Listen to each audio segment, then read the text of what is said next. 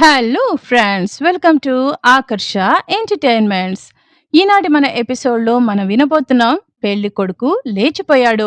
సూర్యదేవర రామ్మోహన్ రావు గారు ఎంతో చక్కగా ఎంతో అద్భుతంగా రచించిన ఈ స్టోరీ ఈనాటి మన ఎపిసోడ్లో మనం వినేసేద్దాం. అయితే లాస్ట్ ఎపిసోడ్కి ఈ ఎపిసోడ్కి కాస్త గ్యాప్ చాలా ఎక్కువే అయింది కాబట్టి ప్లీజ్ డూ ఫాలో ప్లేలిస్ట్ అనమాట.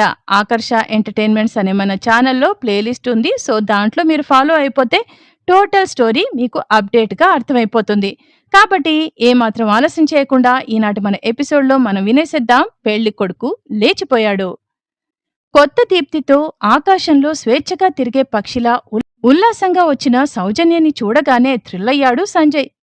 ఏంటి విశేషం? చాలా హుషారుగా ఉన్నావు. ప్రసాద్ అడ్రస్ దొరికిందా అని అడిగాడు. కొంచెం తడబడింది. ఆ తత్తరపాటుని మనసులో అణిచిపెట్టి, అవును, ఈరోజు తన్ని కలిశాను చెప్పింది సౌజన్య. ఒక్క క్షణం అతని మొహం కళ తప్పింది. వెంటనే సర్దుకున్నాడు. లేచి దగ్గరికి వెళ్లి చేతులు పట్టుకుని ఊపేస్తూ, కంగ్రాట్స్, ఇన్నాళ్లకి నీ శ్రమ ఫలించింది. ఇంకేం బాధ లేనట్లేగా? Are you happy? అతనంత ఆప్యాయంగా అడుగుతుంటే గుండె గొంతుకులో నుంచి వచ్చిన ఫీలింగ్ చూపుని కప్పేసుకున్న మసక తెర. అన్ని వివరాలు చెప్పావా? పెళ్ళెప్పుడు? త్వరగా డిసైడ్ చేసుకోండి. అసలే మీ వాళ్ళు నిన్ను కనిపెట్టడం కోసం హైదరాబాద్ అంతా గాలం చేస్తున్నారు. మొన్నొకసారి దేవుడి దేవల్ల తప్పించుకున్నాం. ఇంకోసారి ఆ ఛాన్స్ ఉండకపోవచ్చు. ఆమె మాట్లాడలేదు. వెంటనే, ఏంటి మాట్లాడవు? పరధ్యానంగా ఆలోచిస్తున్నదల్లా ఒక్కసారి ఉలిక్కిపడి, ఆ అదే చెప్పాను, కానీ పెళ్లి చేసుకోవడానికి మాత్రం 1 సంవత్సరం ఆగాలన్నాడు. ఎందుకు ఆగడం? ఇలా ఎంతకాలం ఉంటావు? మీ వాళ్ళకి దొరికిపోతే అడిగాడు సంజయ్. చాలా నచ్చి చెప్పాను, కానీ వినలేదు. తనకి శాలరీ పెరిగే వరకు అన్నారు. ఎక్స్ప్లెనేషన్స్కి క్రాస్ ఎగ్జామిన్కి తట్టుకోలేక స్వరంలో ఏడుపు కలగలిసింది. అతనికి అది మరో విధంగా తోచింది. వద్దు సౌజన్య, ఏడవకో. అతనితో ఎలాగైనా నేను మాట్లాడతాగా. మీ పెళ్లి త్వరగా జరిపించే పూచి నాది. అతని అడ్రస్ చెప్పు అని అన్నాడు. వద్దొద్దు, ఇంకెవరన్నా జోక్యం చేసుకుంటే తనకి కోపం. నేనే ఎలాగోలా తిప్పలు పడతాను. మీరు కల్పించుకోకండి అంది సౌజన్య. వెనక్కి తగ్గాడతను. ఆమె స్నానం చేసి కిచెన్లోకి రాగానే, నేను వంట చేశాను సౌజీ అన్నాడు ఉత్సాహంగా. ఈరోజు అసలే మనసు బాగాలేదు. అలాంటప్పుడు ఇటువంటి దారుణమైన వార్తలు చెప్తావేంటి? చిన్నగా నవ్వుతూ అంది సౌజన్య. సంజయ్ చిన్నబుచ్చుకున్నాడు.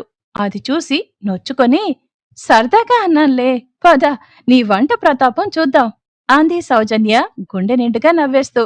టేబుల్ మీద 4-5 రకాల డిష్లు కనిపించాయి. మూతలు తీసి చూసింది. ఆకారాన్ని బట్టి అవేం కూరలో ఆమె ఐడెంటిఫై చేయలేకపోయింది. ఇద్దరూ కూర్చున్నారు. ఆమె ఒక్కో కూర టేస్ట్ చేస్తోంది. అతను తినకుండా ఆమె వైపే రియాక్షన్ కోసం చూస్తున్నాడు. పర్లేదు, బానే ఇంప్రూవ్ చేశావు. ఇంతకీ ఎక్కడ నేర్చుకున్నావు అని అడిగింది. టక్కున టేబుల్ కింద నుండి ఒక పుస్తకాన్ని బయటికి తీసి చూపించాడు సంజయ్. వంకాయతో 100 వెరైటీలు అన్న టైటిల్ కనపడగానే, అంటే ఇవన్నీ వంకాయలతోనే చేసావా ఆశ్చర్యంగా అంది. గర్వంగా తలూపి, ఇది వంకాయ కూర, ఇది చట్నీ, ఆ పక్కది వంకాయ చారు, నీ ఎడమ చేతి వైపున్నది వేపుడు. ఇంకా చెయ్యాలనుకున్నాను కానీ నీదసలే పిట్ట తిండి, అందుకే చేయలేదు. అమ్మయ్యా, రక్షించావు అంది ఊపిరి తీసుకుంటూ. పొగిడిందనుకొని ముచ్చటగా థ్యాంక్స్ చెప్పాడు. నెట్ సొల్యూషన్స్ అన్న అక్షరాలు గోల్డ్ కలర్లో సూర్యకిరణాలు పడి దగదగా మెరిసిపోతున్నాయి. 2 అంతస్తుల భవనంలో పై అంతస్తులో ఉన్న కంప్యూటర్ సెంటర్ అది. కిషోర్ దానికి చైర్మన్, సంజయ్ ఎండి. 2 మంత్స్లోనే సంజయ్ ఎన్నో మిరాకిల్స్ చేశాడు. పెద్ద పెద్ద ప్రాజెక్ట్స్ తెచ్చాడు. ఎవరికీ నిమిషం ఖాళీ ఉండట్లేదు. 4-5 పెద్ద కంపెనీల ఏఎంసీలు కూడా రావడంతో ఫ్యూచర్కి ఢోకా లేకుండా పోయింది. కిషోర్ మధ్య మధ్య వచ్చి వెళ్తున్నాడు. కంపెనీలో సంజయ్ పార్ట్నర్షిప్ తీసుకున్నాడు. కానీ ఏ విషయానికి తన పేరు ఎక్స్పోజ్ కాకుండా చూసుకుంటున్నాడు. తను నార్త్ ఇండియన్ అని అందరికీ చెప్తున్నాడు. గులాబీ రంగులో ఉండే అతని శరీర ఛాయ ఆ మాటల్ని ఎదుటివారు నమ్మేలా చేస్తోంది. ఆఫీస్లో చాలా మంది లేడీ స్టాఫ్ కి అతను కలల రాకుమారుడు. అతనితో ఒక్క పూట డిన్నర్ చేసినా జన్మ ధన్యమైపోతుంది అనుకుంటారు. కానీ ఆ అవకాశం మాత్రం అతను ఎవ్వరికీ ఇవ్వడు. వర్క్ కి సంబంధించి అతను వారితో మాట్లాడతాడు. అతని మాట తీరు ఎవరితోనైనా గౌరవంగా మృదువుగా మాట్లాడటం అతనికి మరింత క్రేజ్ తెచ్చిపెడుతున్నాయి. ఆ రోజు సౌజన్యకి షాపింగ్ పని ఉండటంతో, సంజయ్ కంపెనీ ఇస్తాడేమోనని ఫోన్ చెయ్యాలనుకుని అంతలోనే ఆ ఆలోచనని విరమించుకుంది. తనెప్పుడూ అతని కంపెనీ చూడలేదు. అతనికి సడన్ సర్ప్రైజ్ ఇవ్వాలనిపించింది. అతను బయలుదేరడానికి అరగంట ముందే ఆఫీస్కి వెళ్ళింది. రిసెప్షన్ దగ్గర వేసిన విజిటర్స్ సోఫాలో కూర్చుంది. అరగంట కాగానే నలుగురు అమ్మాయిలు బాస్ వచ్చేస్తున్నారు అని ఎక్సైటింగ్ గా అతని క్యాబిన్ వైపే చూడటం గమనించింది. తను లేచి నిలబడి పక్కకి తప్పుకుంది. కోటు భుజం మీద వేసుకుని ఒక చేత్తో బ్రీఫ్ కేస్ పట్టుకొని వస్తున్నాడు సంజయ్. పక్కనే కిషోర్ ఏదో విషయం సీరియస్ గా మాట్లాడుతూ వస్తున్నాడు. అమ్మాయిలంటే ఇతనికి క్రేజ్ ఉందా లేదా అన్న విషయం టెస్ట్ చేయాలన్న చిలిపి కోరిక కలగడంతో మరింత చాటుకి జరిగింది సౌజన్య. స్టాఫ్ అంతా గుడ్ ఈవినింగ్ చెప్తున్నారు. హూందాగా తల పంకిస్తూ వెళ్తున్నాడు గాని వాళ్ల వంక చూడటం లేదు. కిషోర్తో ఏదో చెప్తున్నాడు. తమని దాటి వెళ్లేటప్పుడు సంజయ్ నోటి నుండి వినిపించిన మాటలకు సౌజన్య దిమ్మరిపోయింది. ఏమన్నాడు?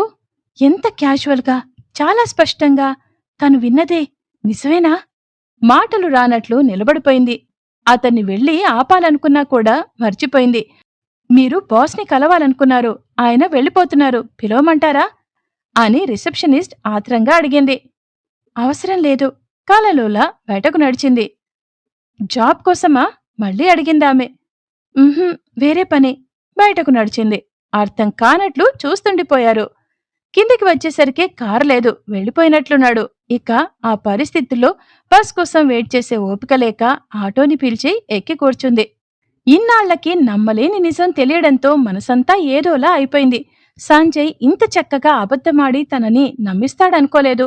తను విన్న మాటల్ని మళ్లీ గుర్తు తెచ్చుకుంది. ఇంటికి వెళ్తే చాలు, షారని ఎప్పుడు వస్తుంది అని ఒకటే గోల. అసలు లేని షారని ఎక్కడ్నుంచి తీసుకురాను అంటూ ఇంకేదో చెప్పుకున్నాడు. ఆ కిషోర్ పగలబడి నవ్వుతున్నాడు. తను ఫూల్. అతను చెప్పినవన్నీ నమ్మేసింది. అంటే అతను ఎవరినో ప్రేమించి పెళ్లిపీటల మీద నుంచి పారిపోయి రాలేదు.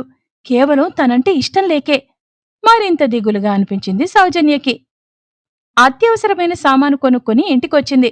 వచ్చేసరికి ఇల్లంతా కోలాహలంగా ఉంది. రమణమూర్తి బాబాయ్, సుగుణ ఆంటీ పిల్లలు, సంజయ్ అందరూ ఇంటి ముందు పూల తోటలో కుర్చీలు వేసుకుని కూర్చొని ఏదో మాట్లాడుకుంటున్నారు. ఈ మధ్య సంజయ్ వాళ్లకి బాగా దగ్గరయ్యాడు. వాళ్లు కూడా సంజయ్ని తమ సొంత మనిషిలాగానే చూస్తున్నారు. సౌజన్య 2 చేతులతోనూ సామాన్ పట్టుకురావడం చూసి రమణమూర్తి, ఆ అమ్మాయిని ఒక్కదాన్నే మార్కెట్కి పంపించావా? అసలే ఉద్యోగం చేసి వచ్చేసరికి అలసిపోతుంది. బయటి పనులేవైనా ఉంటే నువ్వు చూసుకోవద్దు. మెత్తగా సంజయ్ని కోప్పడ్డాడాయన. ఇంటికొచ్చాక ఇద్దరం కలిసే వెళ్లేవాళ్లం కదా, నువ్వొక్కతనివే ఎందుకు వెళ్ళడం? సామాన్ అందుకుంటూ అన్నాడు సంజయ్. తనని చూడగానే అతని కంటిలో మెరిసిన మెరుపు ఆమె చూపు దాటిపోలేదు. కోపంగా అతని వైపు చూసి, ఎవరి పనులు వాళ్లే చేసుకోవడం మంచిది, అందుకే అలవాటు చేసుకుంటున్నాను అంది సౌజన్య. అర్థం కానట్లు భుజాలెగరేసి ఇంట్లోకి నడిచాడు. వెనకాలే వెళ్ళింది. ఎవరుద్యోగాలు వాళ్ళు చేసుకుంటున్నాం. అసలిలా కలిసి ఉండటమే తప్పు. ఎవరితోవన వాళ్ళు ఇల్లు వెతుక్కుంటే మంచిది. హ్యాండ్ బ్యాగ్ సోఫాలో విసిరికొట్టి అందే. కుర్చీలో కూర్చొని మౌనంగా చూస్తుండిపోయాడు. అందరికీ అలసైపోయాను. ఎలా పడితే అలా ఆడుకుంటున్నారు. గొనుగుతున్నట్లు అన్నా అతనికి వినపడినట్టు ఉంది. ఏదన్నా చెప్పాలంటే డైరెక్ట్గా మాట్లాడు. ఈ సాధింపులు, ఇండైరెక్ట్ మాటలు నాకసలు నచ్చవు. నేను నచ్చినని తెలుసులే, అందుకేగా పారిపోయొచ్చావు నిష్ఠూరంగా అంది సౌజన్య. మై గాడ్, అసలు మాటల్ని ఎట్నించెట్టు మార్చేస్తున్నావు? ఏమైంది నీకు? షాపింగ్ చేద్దామని అడగనూ లేదు, నేను వద్దు అన్నూ లేదు, మరెందుకిదంతా? అతని మొహం కందగడ్డలా అయిపోయింది. తగ్గిపోయిందామె. అందుకు కాదులే, నెమ్మదిగా అంది. మరి? ప్రశ్నార్థకంగా నొసలు ముడిచాడు. షారన్ ఎప్పుడొస్తుంది? అయోమయంగా ఆమె వంక చూసి, దానికి దీనికి ఏంటి సంబంధం అన్నాడు. మనిద్దరం ఇలా కలిసుంటే అందరూ రకరకాలుగా అంటారు అందామె. ఎవరా అందరూ? రమణమూర్తి బాబాయ్ వాళ్ళు. మొగుడు పెళ్ళాలు కలిసుంటే మీ బాబాయికి గిట్టదా అన్నాడు వెటకారంగా. మొగుడు పెళ్ళాలా? కోపంగా అందే. నువ్వు అలాగే కదా చెప్పావు. అవును కదూ, అయినా మనమిద్దరం ఇలా ఉండటం నాకు నచ్చటం లేదు. షారన్ కూడా రేపొచ్చాక ఏమైనా అనుకోవచ్చు అంది సౌజన్య. తాను అంత నేరో కాదు అన్నాడు. ఆ మాటలో బలం లేదు. అయినా రేపొకసారి నేను తనతో ఫోన్ చేసి మాట్లాడాలి అంది మొండిగా. నిస్సహాయంగా తలూపాడు సంజయ్. ఆ తరువాతేమైందో తెలుసుకోవాలంటే ఖచ్చితంగా నెక్స్ట్ ఎపిసోడ్ వరకు వెయిట్ చేయాల్సిందే. ఈసారి సాధ్యమైనంత తొందరగానే నెక్స్ట్ ఎపిసోడ్ మీకు అందిస్తాను. సో ఈ స్టోరీ మీకు గనక నచ్చినట్లయితే తప్పకుండా లైక్ చేయండి, షేర్ చేయండి అండ్ మీ వాల్యుబుల్ కామెంట్స్‌ని యూట్యూబ్ కామెంట్ బాక్స్ ద్వారా తప్పకుండా నాకు తెలియజేయండి. And please do subscribe Akarsha entertainments. మరో విషయం ఏమిటంటే ఈ మధ్య స్పాటిఫైలో కూడా నేను స్టోరీస్ అప్‌లోడ్ చేస్తున్నాను. అంటే ఇలాంటి నవెల్స్ కాదు, చిన్న పిల్లల కథలు. జస్ట్ కిడ్స్ స్టోరీస్ అంతే. జస్ట్ లైక్ చందమామ కథలు, తర్వాత పేదరాశి పెద్దమ్మ కథలు, ఇలాంటి స్టోరీస్ అప్‌లోడ్ చేస్తున్నాను. కాబట్టి please do follow in Spotify also. మరో ఎపిసోడ్‌తో మళ్ళీ మీ ముందుంటుంది మీ Saritha. Until then take care and have a nice day.